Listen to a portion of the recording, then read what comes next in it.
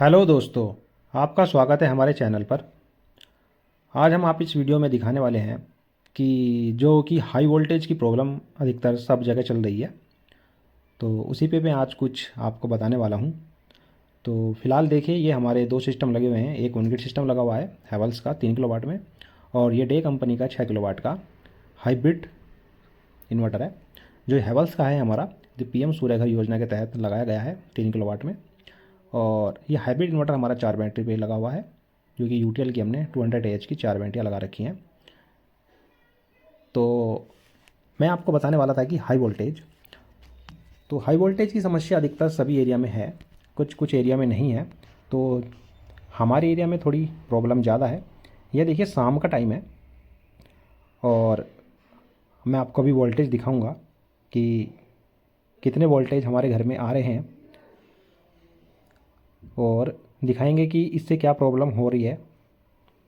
ये हमारा एटीएस लगा हुआ है, जो कि ऑन ग्रिड के पैनल को मूव करा देता है हाइब्रिड इन्वर्टर पर।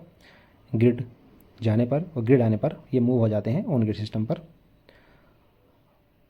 और ये हमारा जो डे कंपनी का इन्वर्टर है, इस पे हमारे 8 पैनल लगे हुए हैं 550 वाट के। तो जब ग्रिड चली जाती है तो ये हमारे 6 पैनल यहाँ पे मूव हो जाते हैं। तो चलिए, मैं आपको बताने वाला था हाई वोल्टेज। तो ये देखिए, 241 241 हमारे वोल्टेज आ रहे हैं, और ये भी शाम का टाइम है। और दिन में क्या होता है कि ये 260 255 के लगभग तक पहुंच जाते हैं, जो कि हमारे जो घर के अप्लाइंसेज हैं उनके लिए काफ़ी हानिकारक है, जैसे एसी हो गया। तो इस समस्या का समाधान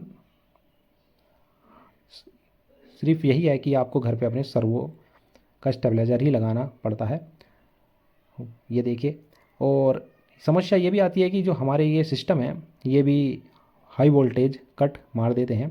ये देखिए, समस्या समाधान मैंने अपने इस मीटर में ये कर रखा है कि मैंने हाई वोल्टेज को अपने 280 पे डाल रखा है।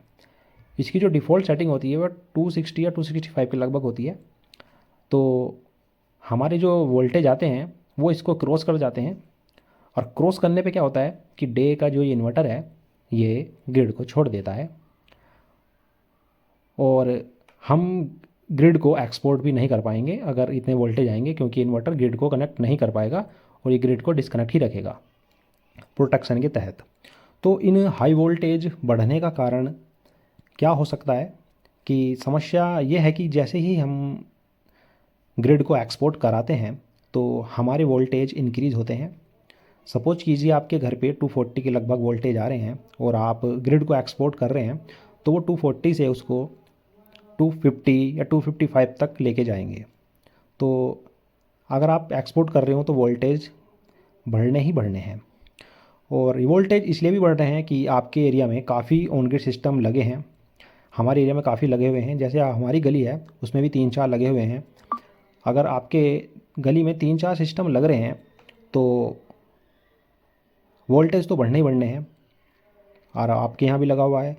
तो अभी सोचिए, अगर एक ही फेस में सबका कनेक्शन होंगे तो उस फेस के वोल्टेज कितने बढ़ जाएंगे।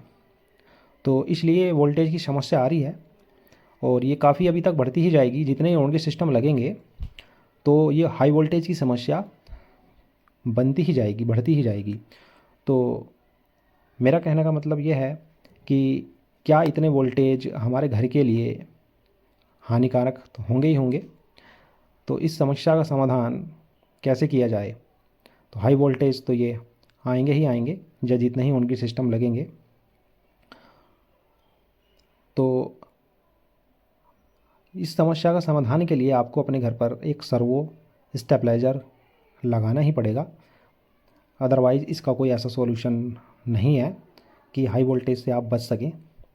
अगर हाई वोल्टेज आएंगे तो आपके जितने घर पे अप्लाइंसेज हैं उनको क्षति हो सकती है, ख़राब हो सकते हैं, और ये समस्या आने वाले टाइम में बढ़ती ही जाएगी दोस्तों, कम नहीं होगी हाई वोल्टेज की। तो हमारे एरिया में ये वोल्टेज 260 265 तक भी पहुंच जाते हैं, 270 तक भी पहुंच जाते हैं। ओके दोस्तों, चलो मिलते हैं नेक्स्ट वीडियो में। आज की वीडियो में बस इतना ही था, हाई वोल्टेज के बात करनी थी थोड़ी। तो मिलते हैं नेक्स्ट वीडियो में। ओके दोस्तों, बाय बाय।